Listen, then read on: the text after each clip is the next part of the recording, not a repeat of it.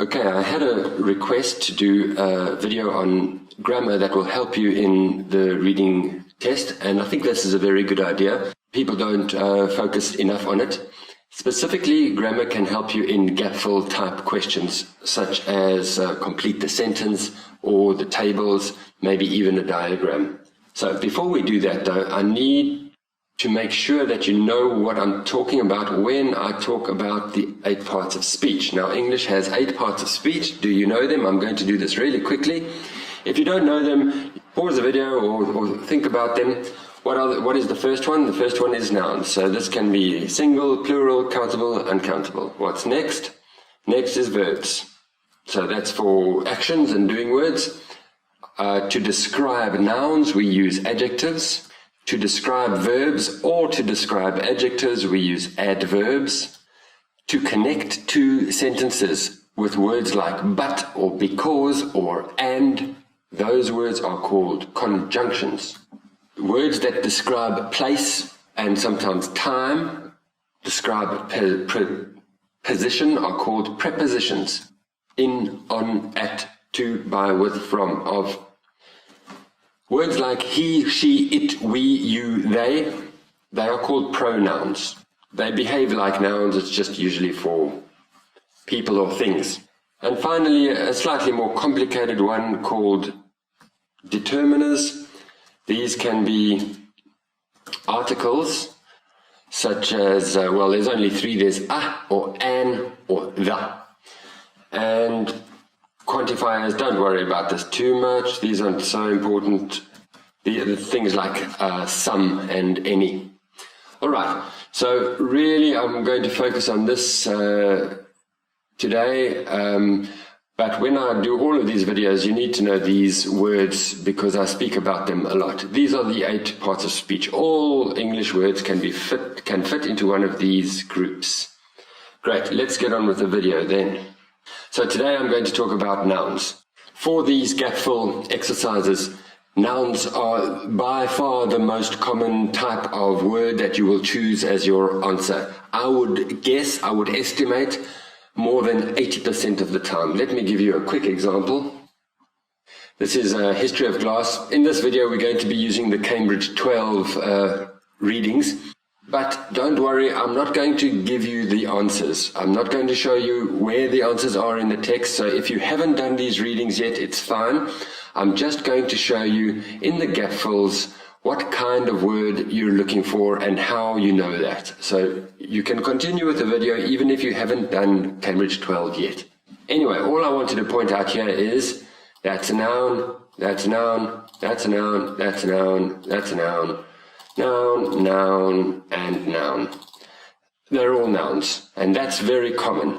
So really, we want to really focus on the grammar surrounding nouns and how we can learn more about that noun from the grammar around the noun in the rest of the sentence. Okay, so nouns can be countable or uncountable.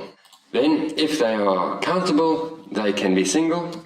That means they have no S on them, or they can be plural, and that means they have an S on them. We're really going to be looking for these ones because these ones really help us, as we will see later. Also, nouns can be uncountable, and that means that they have no S. So let's look at our first rule. The first rule is very simple. It's just about the articles. You want to look in front of the noun, and if there is a or an there, then you know that it's a single countable noun and that has no S. That's probably the easiest one of all of these, but it does really help you. If you see that, you should be quite happy. So let's look at 1 or 2 examples of that from readings from Cambridge 12. So this is the intersection of health sciences and geography. It was a passage 2 from Cambridge 12, and there was a nice big gap fill there. There was a small over there, and that just told us single countable noun, and it really helps you because there are not many of those. Similarly, we did Lost City, also Cambridge 12, and there was an over there, and we had a single countable noun there. This one was really important because in that sentence there weren't many single countable nouns. One thing to be careful of here is just make sure that there is not a noun after the gap. For example, in Cork, the first reading that we did, there is over there. So some students make the mistake of thinking, okay, so I'm looking for a noun. But the noun is there, material, so that noun belongs to this So there you're looking for an adjective. Don't make that mistake. Great. So then, next rule, if there is no or an in front of the noun, that probably means it is going to be plural countable or uncountable noun. Probably because in English it's never certain, but I'm even going to delete probably because really for your purposes it's going to be pretty much all of the time. So I'll delete probably. That means that's fine. We will see later there's some other information that we can get to decide between these two. Finally on this, I just want to say be careful of the. It can be anything. We can have the in front of plural, in front of single, in front of uncountable. So the does not give you any information. I'll just give you a quick couple of examples of this. Let's go to this. There is our adjective. We know we're looking for a noun over here. There is no over here, so we know that this is either countable or plural. Another example is has an impact on nearby what? There's no or an over here, so we're looking for a noun which is either countable or plural. Right. Now, next rule is called subject-verb agreement. And this can be a very, very, very powerful, very, very helpful rule to help you find your answers. Before I talk about it, I must just talk a little bit about sentence structure and what I call a sentence. So the basic sentence structure is a subject, a verb, and I just call this X because it can be so many things. Some people call it object, some people call it complement, but there are many possibilities. So I just call it SVX. That's my shorthand, my quick language for a sentence, SVX. Okay, so the sentence can be something as simple as that. It can be two sentences joined with a conjunction. Then you have a new subject over here, a new verb.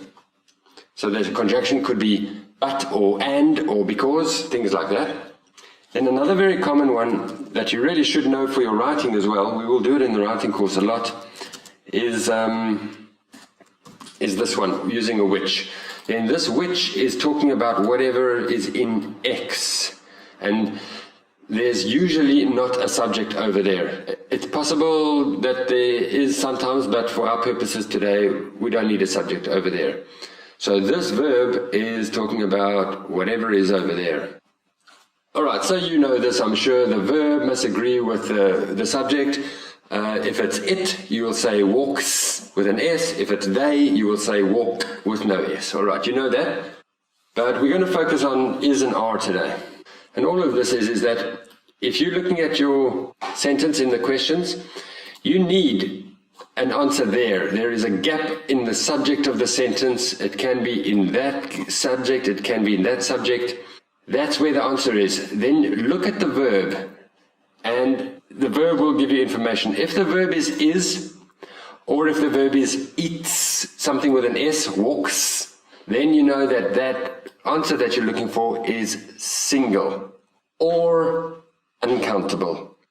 That often doesn't help you that much, but when this is are, when that verb is are, or when the verb is got no S, like eat or walk, then you know the answer that you're looking for in the subject is plural countable.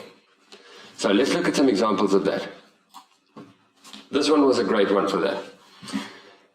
There is S, there is V, there is X. Okay, so we've got a head over there, don't worry about that. S, V, X. That is R. That means that this is a plural countable noun and it's going to end in S.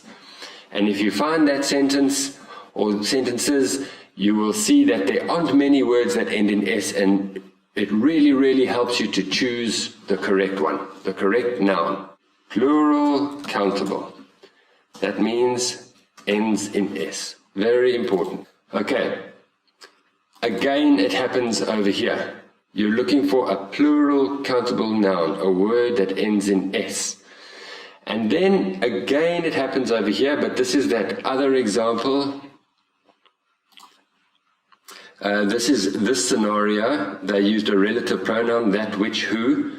Then you must look at this verb, and actually this is the subject of this whole clause over here. So the grammar is slightly more complicated. Let's look at it again. There's the relative pronoun. This is actually X of this whole thing, but it's S of this whole thing. So because this doesn't say burns, it says burn, no S. That means this is plural countable. So in this test, 3 of these you could find out that they were plural countable by looking at the verb. Great. Let's look at another example. This was collecting as a hobby, a passage 2, and that told us some information because, yes, this time there is an S there. That means this is either countable singular or uncountable. And one more example, it's actually from Cambridge 11, the first reading in Cambridge 11, also had some gap fill, and it was over there. Same thing, that third structure with a relative pronoun over there. This R is talking about this word over here. That means that this is a plural countable noun.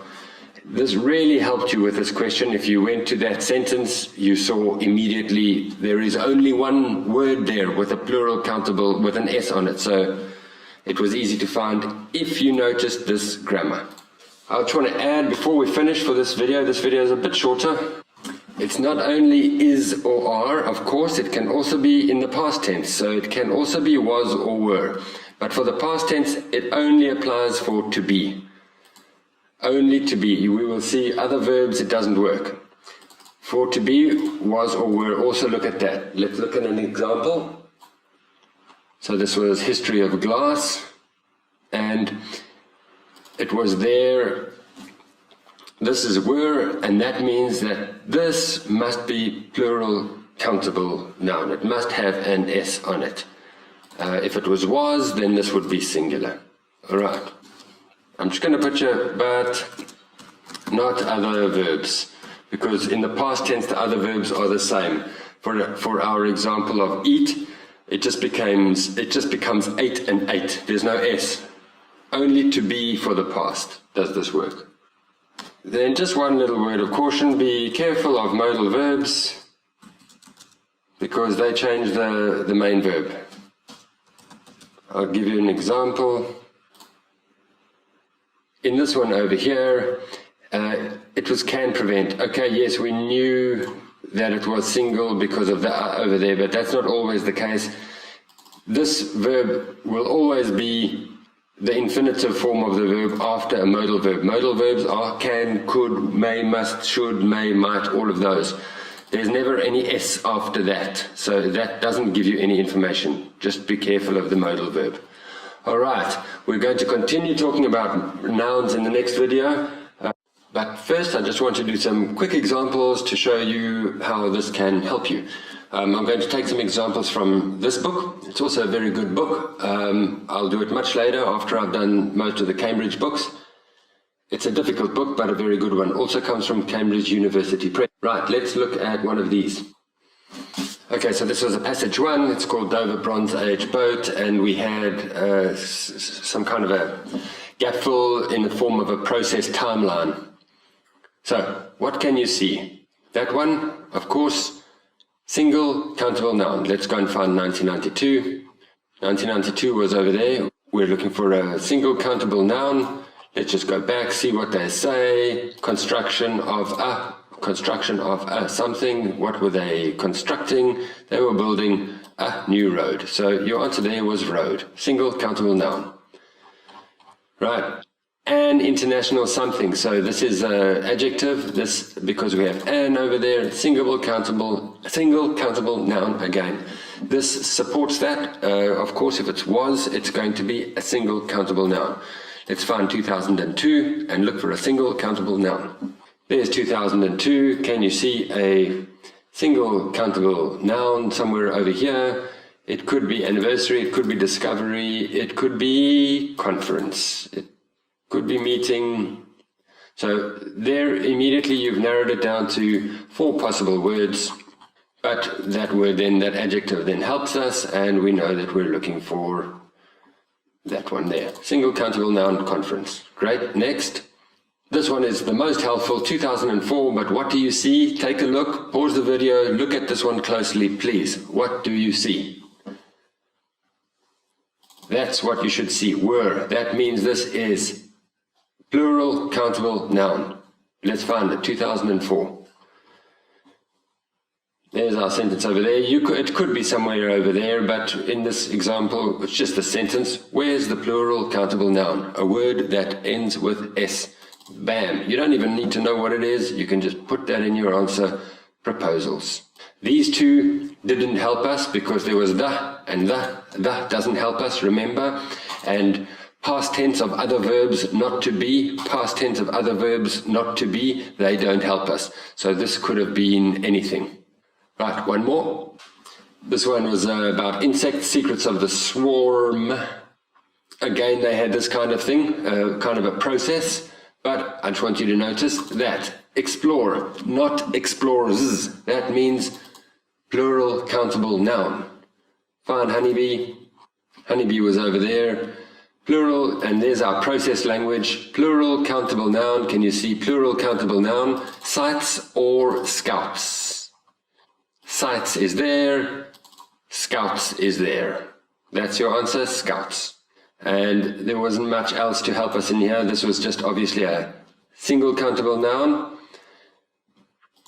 This was interesting. It's quite an advanced grammar. It's increased because this is actually 2 things. That's the plural. So this can be anything. Be careful of this one. There is your noun. You're not looking for a noun here. You're looking for an adjective. Great. One more quickly. This was trees in trouble. I think it was a passage 1, yeah. I just want to focus on this one over here. There was an R over there, so if you found Amazon strong something can damage the trees, so we know that we're looking for a plural countable noun. It was a slightly more difficult one because it was somewhere in here. But if you look for the words that end in S, what can damage a tree? A word that ends in S. Somewhere. A reason? No. There we go, a wind. A wind can damage a tree, and we were looking for the word that ended in S.